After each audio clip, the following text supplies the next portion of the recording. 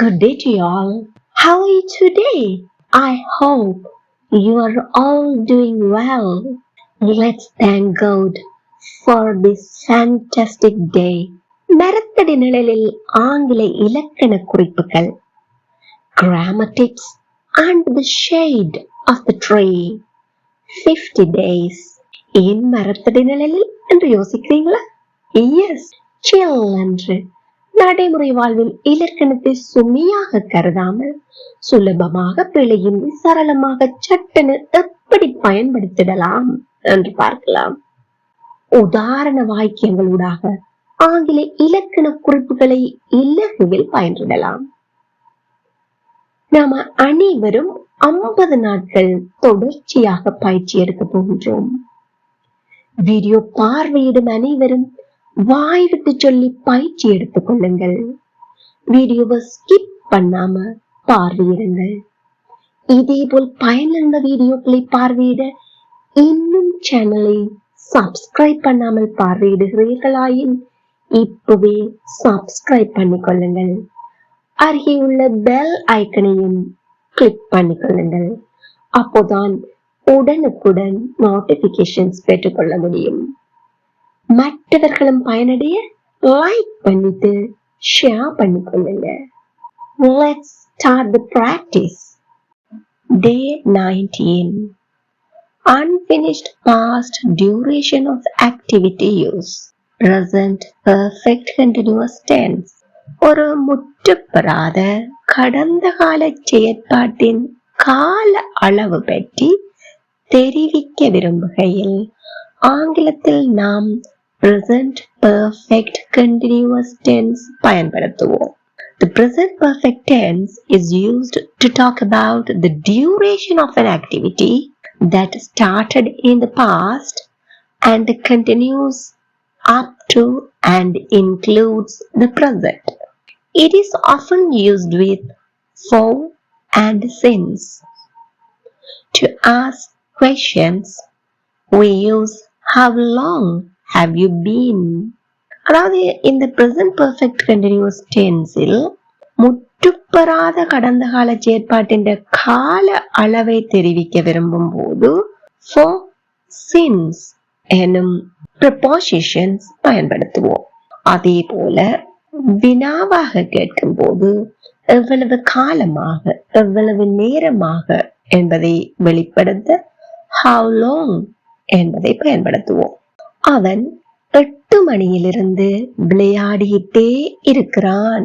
இது ஒரு முற்றுப்பெறாத செயல்பாடு. விளையாடிட்டே செயல் நிகழ்காலத்திலும் தொடர்ந்து கொண்டிருக்கிறது. ஆனால் நாம் கால அளவு பற்றியே முக்கியத்துவம் கொடுக்கின்றோம். அதாவது 8 மணியிலிருந்து என்று குறிப்பிட்டு சொல்கின்றோம். Do we know when the activity started? இந்த செயல்பாடு எப்போது ஆரம்பித்தது என்று உங்களுக்கு தெரியுமா? ஆம், yes. Does the activity continue up to and include the present? அது ஆரம்பிக்கப்பட்ட செயற்பாடு தொடர்ந்து கொண்டும் நிகழ்காலத்தையும் உள்ளடக்கியதாகவும் இருக்கின்றதா? ஆம். Is the action still continuing? அந்த செயற்பாடு இப்போதும் நடைபெற்றுக் கொண்டிருக்கிறதா? ஆம்.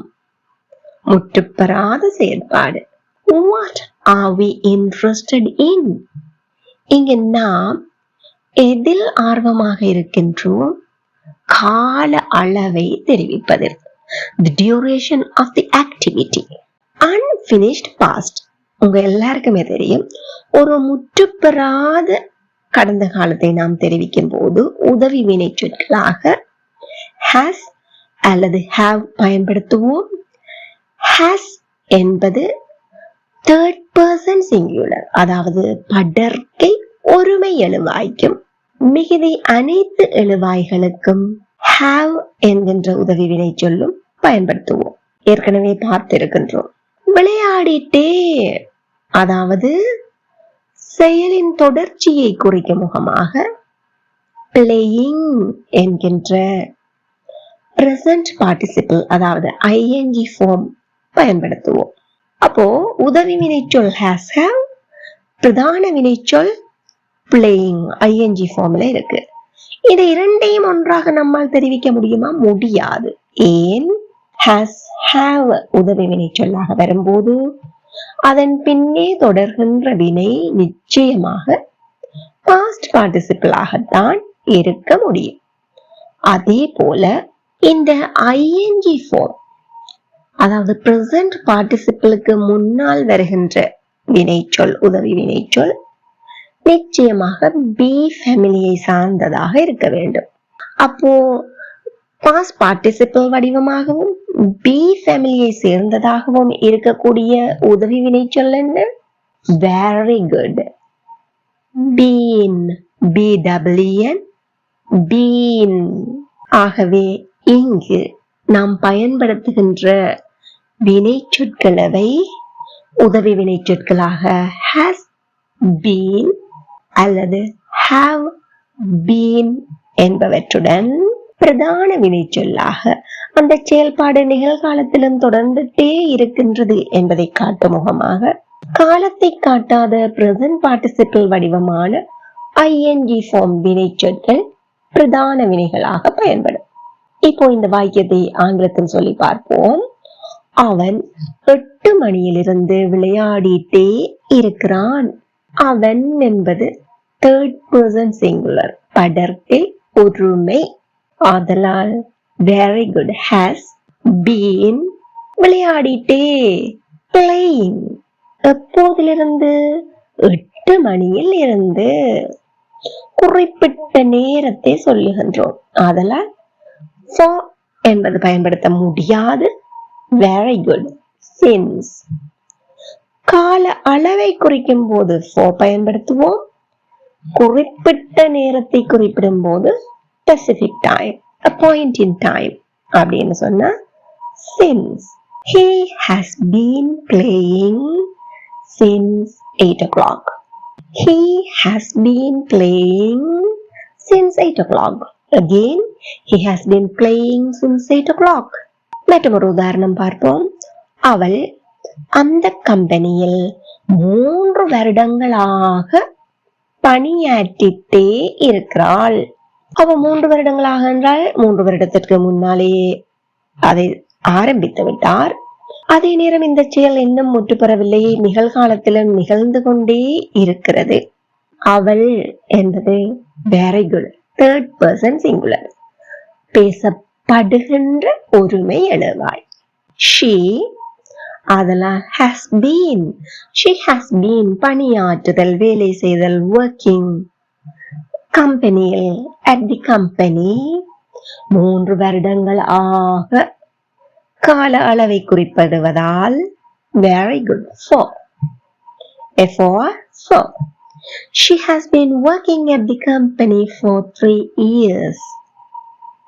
She has been working at the company for 3 years.